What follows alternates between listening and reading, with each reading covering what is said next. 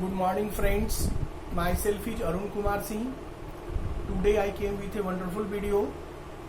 It is really most informative, knowledgeable, and definitely I am sure you can collect a lots of information, needful information which will come for you in your work.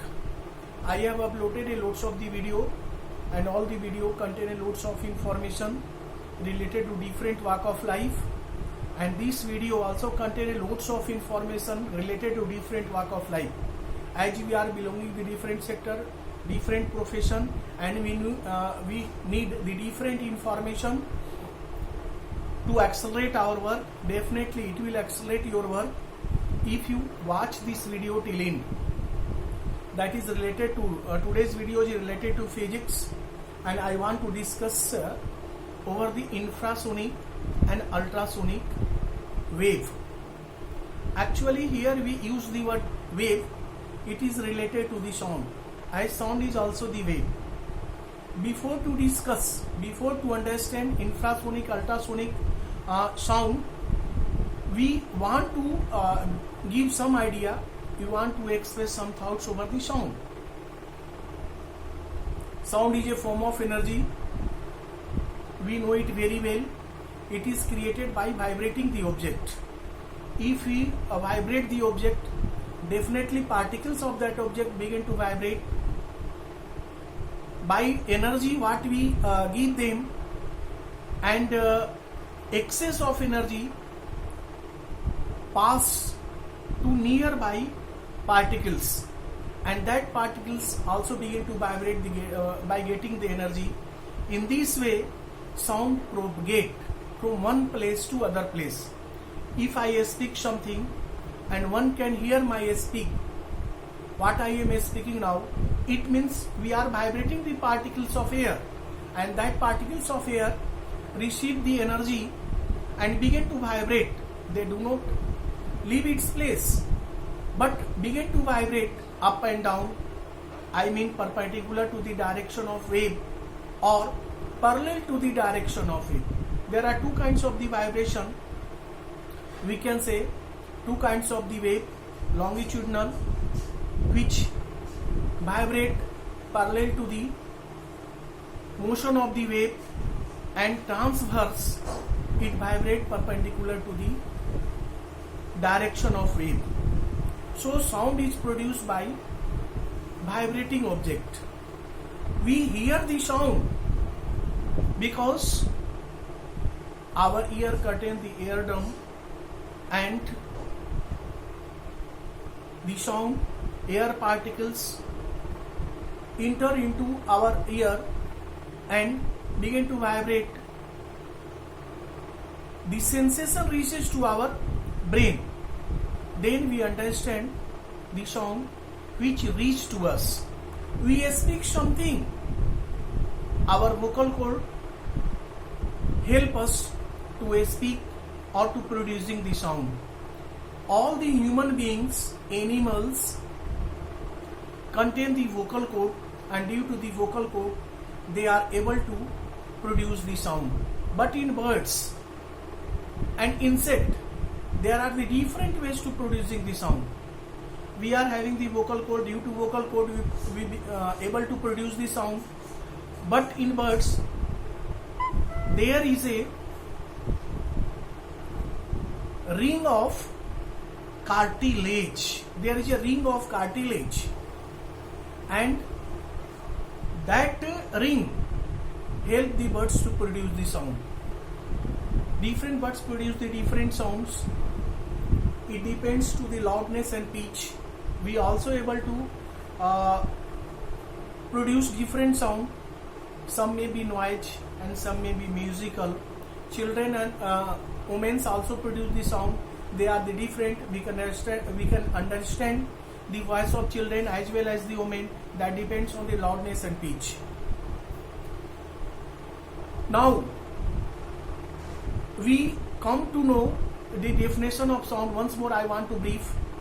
Sound is produced by vibrating object. If we beat the drum, the particles of the drum begin to vibrate and produce the sound.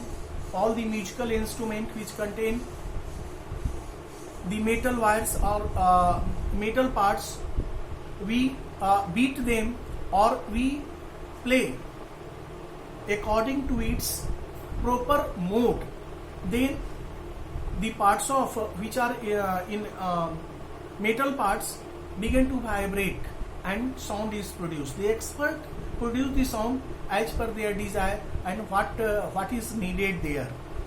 So sound is produced by vibrating the object, vibrating body, and it propagates in two different ways.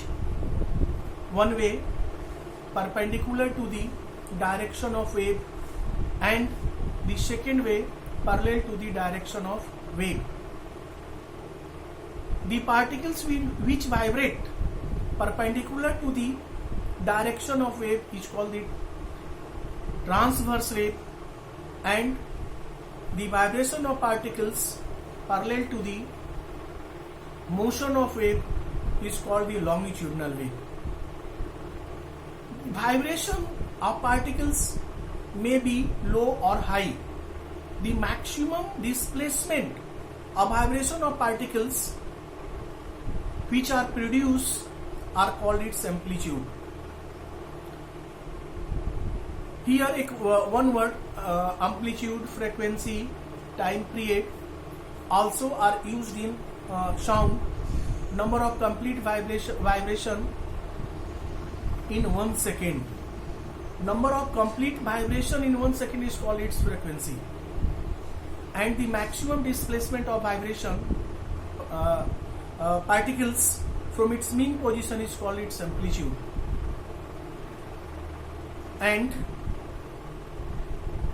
time period, time taken to take one complete vibration, like pendulum, we know it very well, and we have also seen about the pendulum.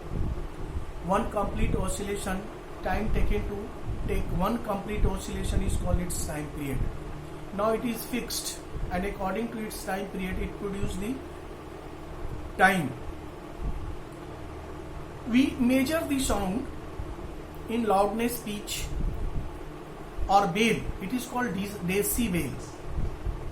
Human being has the limited power to hear the sound. The sound which is between the 20 Hz, Hz means hertz, it is the measurement of sound, 20 Hz and 20,000 Hz we can hear. All the human being, the audible sound is between the 20 Hz and 20,000 Hz. If the sound is below the 20 Hz, it is called infrasonic sound. We cannot hear the infrasonic sound because its loudness and pitch are below the 20 Hz. But some animals like the dog, bat, owl, cat can hear these kinds of the sounds, and the sounds above the 20,000 Hz are called the ultrasonic sound, ultrasonic wave. This wave we cannot catch, we cannot hear, because human range is fixed, and below the 20 and above the 20,000 Hz, this is called unaudible sound. Audible sound range is 20 Hz to 20,000 Hz. Then the sound produced by the insect and some other disturbance in air, dog, cat can hear, can feel that disturbance, because sound produced by the disturbance of particles of the medium. So these types of the animals like the dog, cat, bat, all can hear a simple slow disturbance produced in the air or in some other medium. We know it very well. The speed of the sound is very less, and the speed of the sound in solid particle are maximum. To propagation of sound, there must be the medium. We know it very well. If I produce the sound in air, it travels at the speed of 330 meter per second. In some book, this figure is given 320 meter per second, and in some other books this figure is given 330 meter per second. But in both the figures are not much more difference. It is approximate equal 330 320 meter per second. And if the sound is produced in liquid, I mean in water, its speed becomes 1500 meter per second.